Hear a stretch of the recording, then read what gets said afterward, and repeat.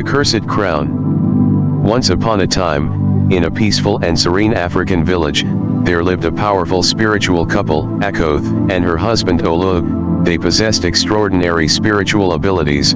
They were also a beacon of hope and mysticism in their village. They were powerful enough to communicate with all types of mystical creatures. One day, as they ventured into the forest for spiritual consultation at the village altar, they came across a group of vultures attacking the Snake Queen. The battle seemed tense and the snake seemed too weak. They decided to help the Snake Queen by setting a protective barrier around her. They later tended the Snake Queen's wounds, forming a special bond with her. Since then they became closer friends with the Snake Queen, who often visited the village. However, their close bond with the Snake Queen, an enigmatic and powerful being, sets them apart. They could communicate with various spirits and beings, forming a deep, intricate web of connections many could only dream of. The couple's harmony and power, however, attracted awe, fear, and envy, particularly from the king's court and their greedy brother. Their abilities were seen as a blessing and a potential threat to the existing power structure. Little did they know, their gift would soon lead to a tragic turn of events. Akoth's husband's brother, consumed by jealousy and greed, couldn't bear the thought of his brother's prosperity and powerful connection with the Snake Queen and other supernatural beings. His fear of their spiritual abilities grew into paranoia, believing their power would one day eclipse his influence at court. Driven by his insecurities, he conspired with the king and the royal court, feeding him lies and striking his fears about the couple's potential threat. The brother's manipulation was insidious. He whispered of a curse, a looming danger to the kingdom's stability if the couple were allowed to live and produce more offspring with their potent abilities. His persuasive words were enough to convince the king that eliminating them was the only way to ensure the safety and continuity of the royal bloodline. As the conspiracy took shape, the fate of Akoth and her husband was sealed. The king issued a decree that would forever alter the course of their lives, setting the stage for the tragic events that unfolded later. The king, swayed by the jealous advisor's insidious whispers, became increasingly paranoid about the spiritual abilities of Akoth and her husband.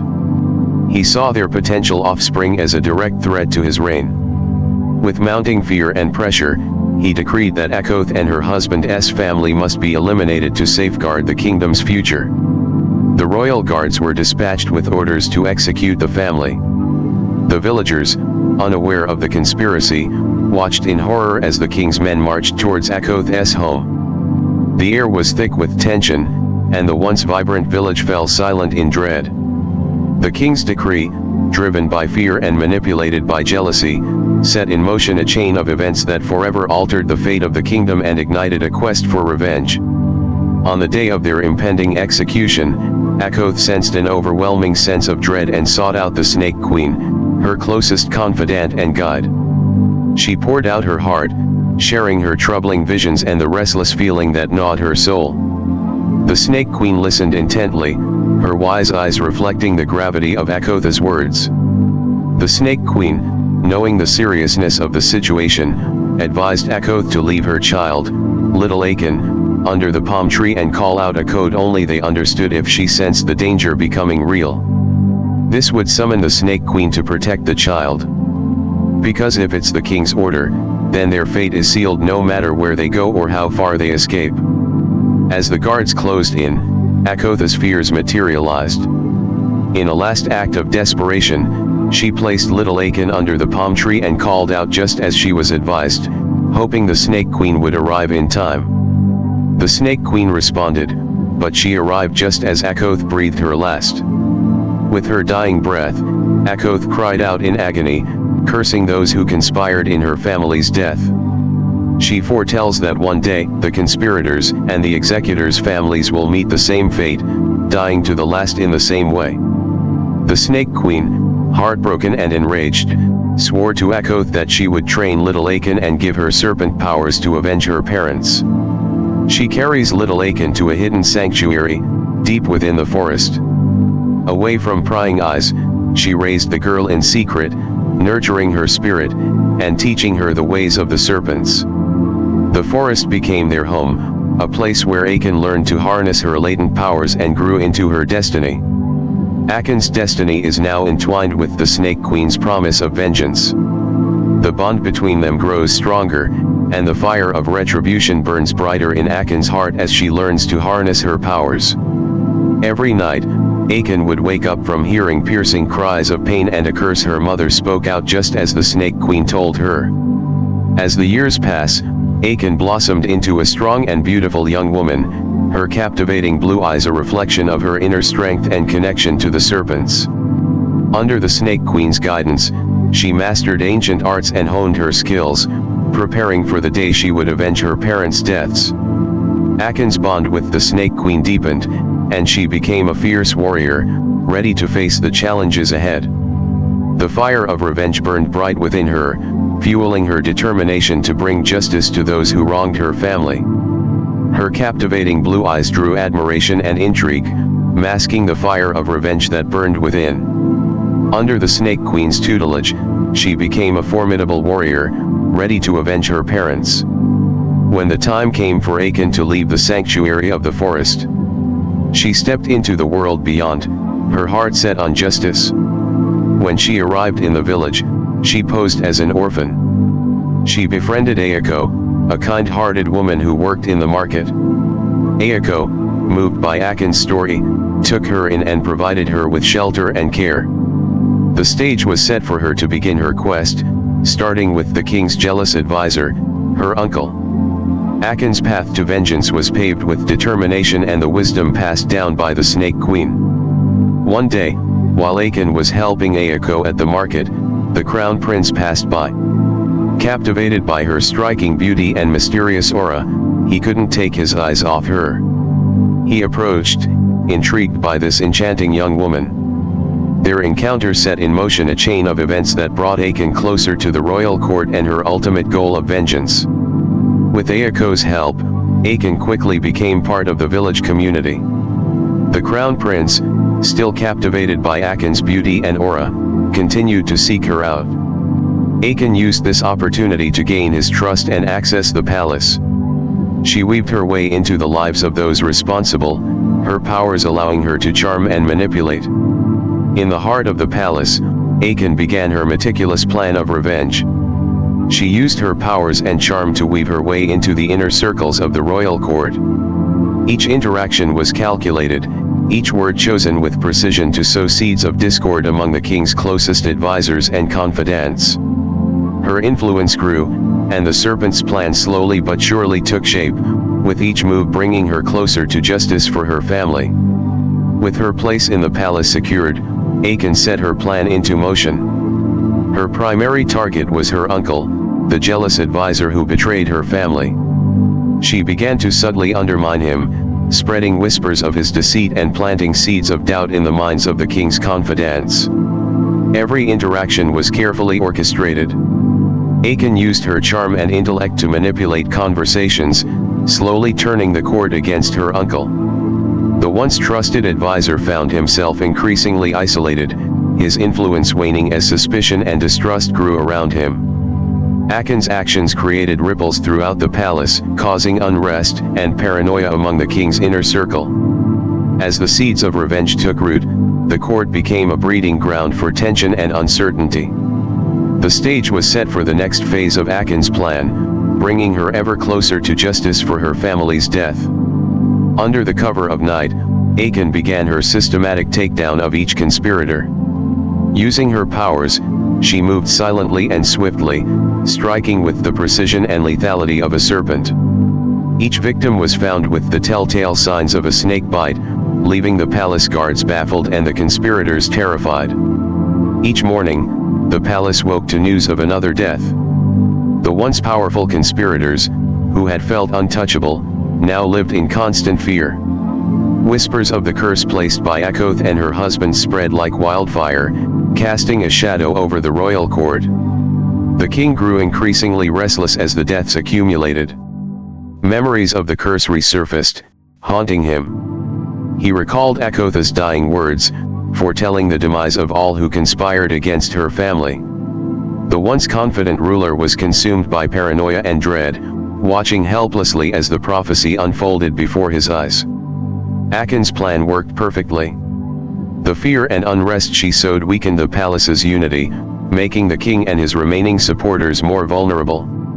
The stage was set for her final confrontation with those who had wronged her family. Ayako, driven by fear since the day she had witnessed Akin's shapeshift, grew increasingly uneasy. Unable to keep the secret, she confided in the crown prince, telling him everything she saw. The prince, shocked by Ayako's revelation, followed Akin one night to uncover the truth himself.